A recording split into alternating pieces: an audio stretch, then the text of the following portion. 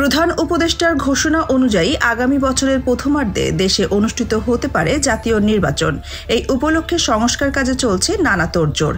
এর মধ্যে চলমান নির্বাচন ব্যবস্থায় অনাস্থার কথা জানিয়েছে জামায়াত ইসলামী আন্দোলন সহ সমমনা অনেক দল। তারা চান আগামী নির্বাচনের ভোট হবে পিআর তথা সংখ্যানুপাতিক প্রতিনিধিত্ব পদ্ধতিতে, কিন্তু বিএনপি তাতে রাজি নন। কেমন সেই পিআর পদ্ধতির নির্বাচন? বিশ্বের গণতান্ত্রিক দেশগুলোতে জনপ্রতিনিধি নির্বাচন প্রধানত দুই ধরনের ব্যবস্থা রয়েছে। একটি হচ্ছে নির্বাচনী এলাকায় প্রার্থীদের মধ্যে যিনি সর্বোচ্চ ভোট পাবেন তিনি নির্বাচিত হবেন। এই পদ্ধতিকে বলা হয় ফার্স্ট পাস্ট দ্য পোস্ট। বাংলাদেশের সংসদ সহ অধিকাংশ নির্বাচনে দীর্ঘদিন ধরে চর্চিত এই পদ্ধতিটি। অন্য পদ্ধতি হল সংখ্যানুপাতিক প্রতিনিধিত্ব ব্যবস্থা বা প্রপোর্শনাল রিপ্রেজেন্টেশন পদ্ধতি। এটাকে পিআর পদ্ধতি বলে। এখানে আসন ভিত্তিক কোনো প্রার্থী থাকে না। ভোটাররা ভোট দেবেন দলীয় প্রতীকে।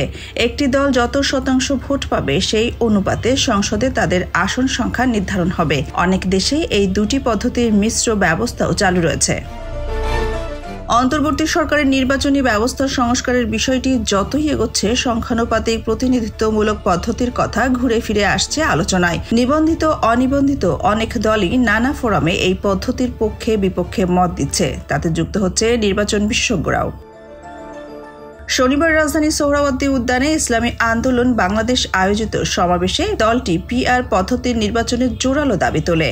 দলটির আমির মুফতি সৈয়দ মোহাম্মদ রেজাউল করিমের সাফ কথা, রাষ্ট্রের মূলনীতিসহ সংসদের উভয় কক্ষে পিআর পদ্ধতির নির্বাচনের মতো বিষয়ে ঐক্যমত্য না হলে গণভোটের আয়োজন করতে হবে। পিআর পদ্ধতিতে নির্বাচন আয়োজন করার কোনো বিকল্প নেই।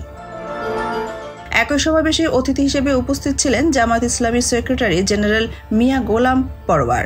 পিআর পদ্ধতির নির্বাচনের পক্ষে দলের অবস্থান তুলে ধরে তিনি বলেন, পিআর পদ্ধতি ছাড়া নির্বাচন দেশের মানুষ গ্রহণ করবে না।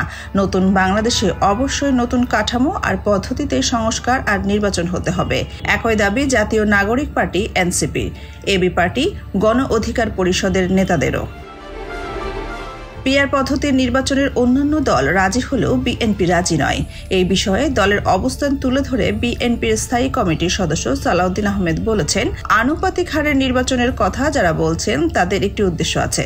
যারা স্থানীয় সরকারের নির্বাচন জাতীয় সংসদের নির্বাচনের আগে চান তাদের একটি উদ্দেশ্য আছে। পিআর পদ্ধতিতে ভোট বাংলাদেশের জন্য কখনোই উপযুক্ত নয়। সোনিয়া খান, খবর সংযোগ।